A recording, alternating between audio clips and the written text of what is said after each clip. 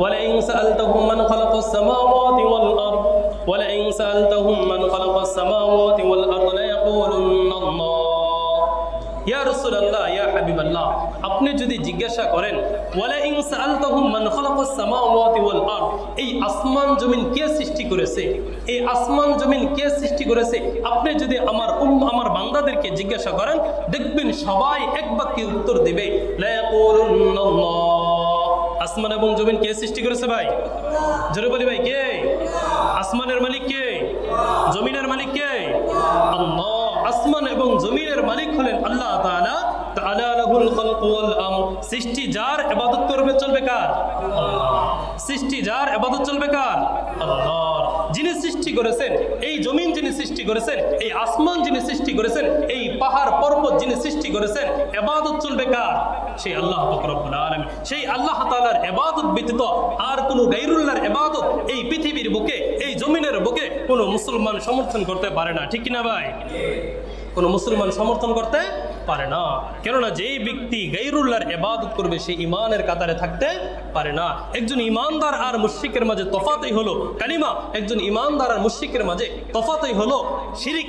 যেই ব্যক্তি শিরিক করলো সে বেঈমান, যেই ব্যক্তি শিরিক থেকে মুক্তি থাকলো সে ঈমানদার। ঠিক কিনা ভাই? শিরিক হলো এমন এক মহা অপরাধ যেই গুনাহ আল্লাহ পাক রব্বুল আলামিন কখনো ক্ষমা করবেন না। আল্লাহ পাক রব্বুল আলামিন পবিত্র কালামের মধ্যে বলেন, মান ইউশরিক বিল্লাহি ফাকাদ হারামাল্লাহু আলাইহিল জান্নাহ ওয়া মাওয়াহুন নার। নিশ্চয় আমার বান্দাদের মধ্যে যে ব্যক্তি শিরিক করলো, আল্লাহ পাক রব্বুল আলামিনের সাথে শরীক সাব্যস্ত করলো, ফাকাদ হারামাল্লাহু আলাইহিল জান্নাহ, আমি আল্লাহ পাক রব্বুল আলামিন আমার ওই বান্দার জন্য জান্নাতটাকে হারাম করে দিয়েছি। আমি ওই বান্দার জন্য জান্নাত কি করে দিয়েছি? হারাম করে দিয়েছি। তার আবাসস্থল হলো মৃত্যুর পর জাহান্নাম। কোথায় ভাই? জাহান্নাম। মৃত্যুর পর কোথায়? জাহান্নাম। যে কি করলো? আল্লাহ তাআলার সাথে শরীক করলো। আল্লাহ পাক রব্বুল আলামিন অপর আয়াতের মধ্যে বলেন, ইন্নাহু লা ইয়াগফিরু আন ইউশরাকা বিহি ওয়া ইয়াগফিরু মা দুনা যালিকা লিমান ইয়াশা। নিশ্চয়ই আল্লাহ পাক রব্বুল আলামিন শিরিক ব্যতীত যাবতীয় যত গুনাহ আছে সমস্ত গুনাহ আল্লাহ তাআলা যদি ইচ্ছা করেন, আল্লাহ তাআলা যদি চান, আমার আপনার গুনাহ ক্ষমা করে দিবেন। কিন্তু শিরিক নিয়ে যেই ব্যক্তি মৃত্যুবরণ করবে সেই ব্যক্তিকে আল্লাহ তাআলা কখনো ক্ষমা করবেন না। হযরত লুকমান আলাইহিস সালাম তার সন্তানকে লক্ষ্য করে বলেন, উপদেশ দিচ্ছিলেন সন্তানকে অনেকগুলো উপদেশ দিচ্ছেন। সেই উপদেশের মধ্যে একটা গুরুত্বপূর্ণ উপদেশ হলো যেটা আল্লাহ পাক রব্বুল আলামিন সূরাতুল লুকমানের মধ্যে তুলে ধরেন। وَإِذْ قَالَ لُقْمَانُ لِابْنِهِ وَهُوَ يَعِظُهُ يَا بُنَيَّ لَا تُشْرِكْ بِاللَّهِ إِنَّ الشِّرْكَ لَظُلْمٌ عَظِيمٌ وَإِذْ قَالَ لُقْمَانُ لِابْنِهِ وَهُوَ يَعِظُهُ يَا بُنَيَّ لَا تُشْرِكْ بِاللَّهِ ইয়া রাসূলুল্লাহ, ইয়া হাবিবাল্লাহ, আপনি ওই সময়ের কথা স্মরণ করুন যখন লুকমান আলাইহিস সালাম তার সন্তানকে উপদেশ দিতে গিয়ে বললেন, ইয়া বুনাইয়া লা তুশরিক বিল্লাহ, হে আমার সন্তান, লা তুশরিক বিল্লাহ, তুমি আল্লাহ পাক রব্বুল আলামিনের সাথে কাউকে শরীক করো না, রবের সাথে কারো ইবাদত করো না, রবকে ব্যতীত অন্য কারো সামনে মাথা নত করো না, রবকে ব্যতীত অন্য কোনো মূর্তির সামনে মাথা নত করো না, রবকে ব্যতীত অন্য কোনো মূর্তির সামনে গিয়ে তোমার মাথা ঝুঁকায়ও না। ইন্না শিরকা লাযুলমুন আযীম, রব ঘোষণা দিয়েছেন, আল্লাহ তাআলা বলেছেন, ইন্না শিরকা লাযুলমুন আযীম, শিরক হলো সবচেয়ে বড় জুলুম। শিরক হলো সবচেয়ে বড় জুলুম। সেই শিরক কোনোভাবে করা যাবে ভাই? না। রাসূল করিম সাল্লাল্লাহু আলাইহি ওয়াসাল্লাম বলেন, লা তাকুমুস সাআ হাত্তা তালহাক কাবাইলু মিন উম্মতি বিল মুশরিকিন।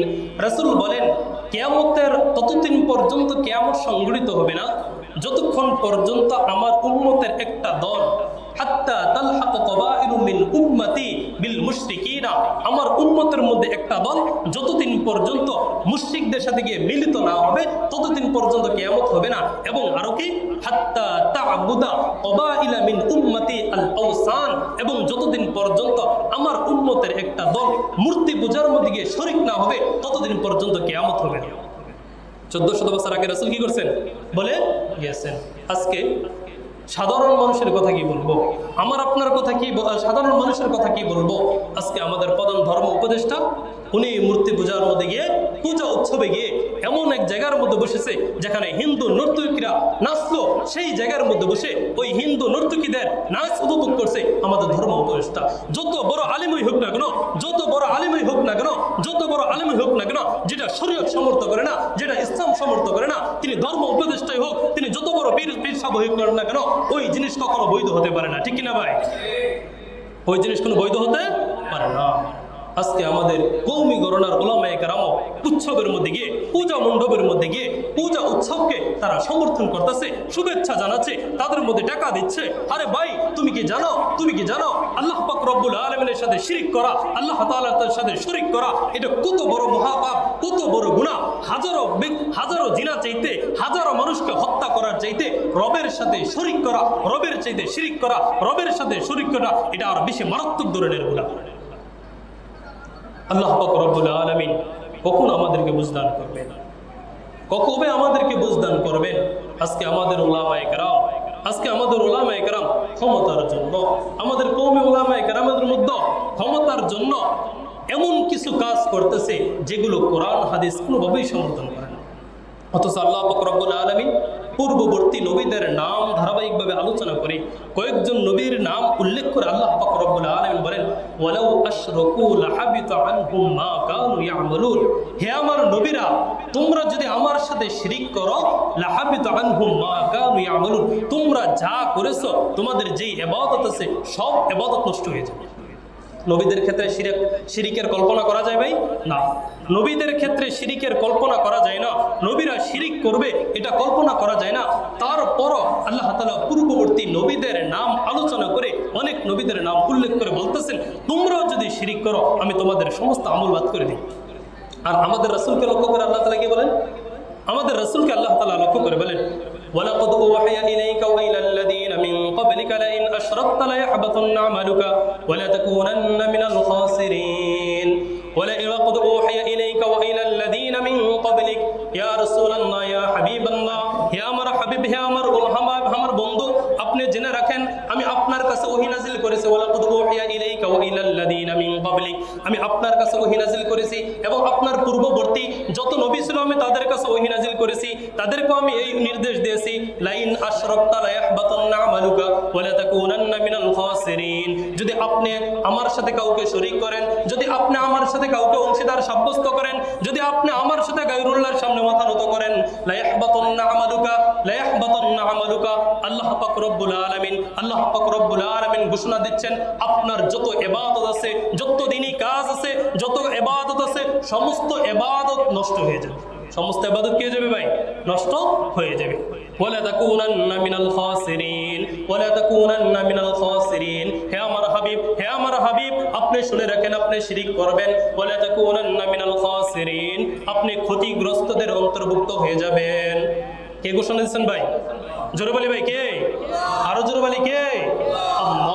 আল্লাহ পাক রব্বুল আলামিন রাসূলকে সতর্কবাণী দিয়ে দিয়েছেন। রাসূলকে আল্লাহ তাআলা সতর্কবাণী দিয়েছেন, আপনি শিরক করবেন, আমাকে আপনাকে না, রাসূলকে আল্লাহ তাআলা সতর্কবাণী দিয়েছেন, করবেন, আপনি শিরক করবেন, লা ইয়াহবাতুন্না আমালুকা, আপনার অতীতের সমস্ত গুনাহ বরবাদ হয়ে যাবে, সমস্ত আমল বরবাদ হয়ে যাবে।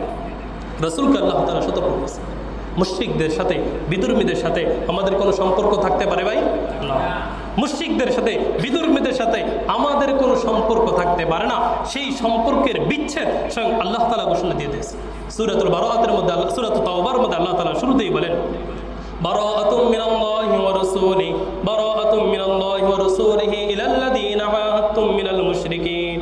আল্লাহ পাক রব্বুল আলামিন বলেন, আজকের পর থেকে মুশরিকদের সাথে আমি রাসূল এবং আমি আল্লাহ তাআলার কোনো সম্পর্ক নাই। আজকের পর থেকে মূর্তি পূজকদের সাথে, মূর্তি পূজারীদের সাথে, মুশরিকদের সাথে সমস্ত সম্পর্ক আমি ছেদ করে দিলাম। সুবহান।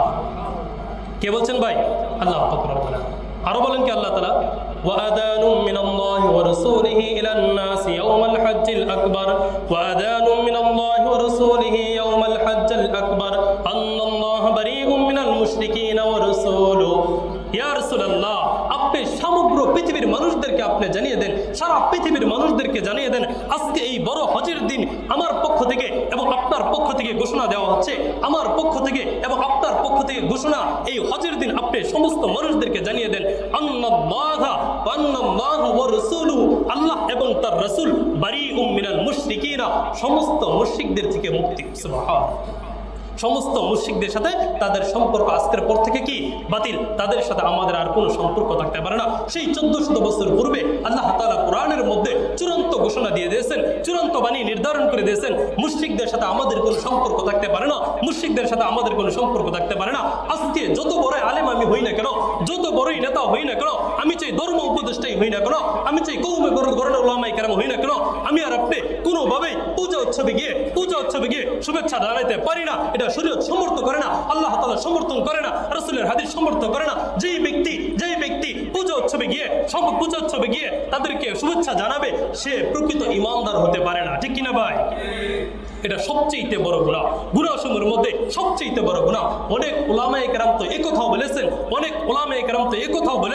যদিও সমস্ত উলামায়ে কেরাম বলেন না, কিছু উলামায়ে কেরাম বলেন পূজা উৎসবে গিয়ে শুভেচ্ছা জানানো, তাদেরকে নিবেদন করা, এটা কেমন যেন ওই শিরকি কাজকে সমর্থন করছে। আর যে ব্যক্তি পূজা উৎসবকে সমর্থন করবে সে মুশরিকদের অন্তর্ভুক্ত হয়ে যাবে। সে কি হয়ে যাবে ভাই?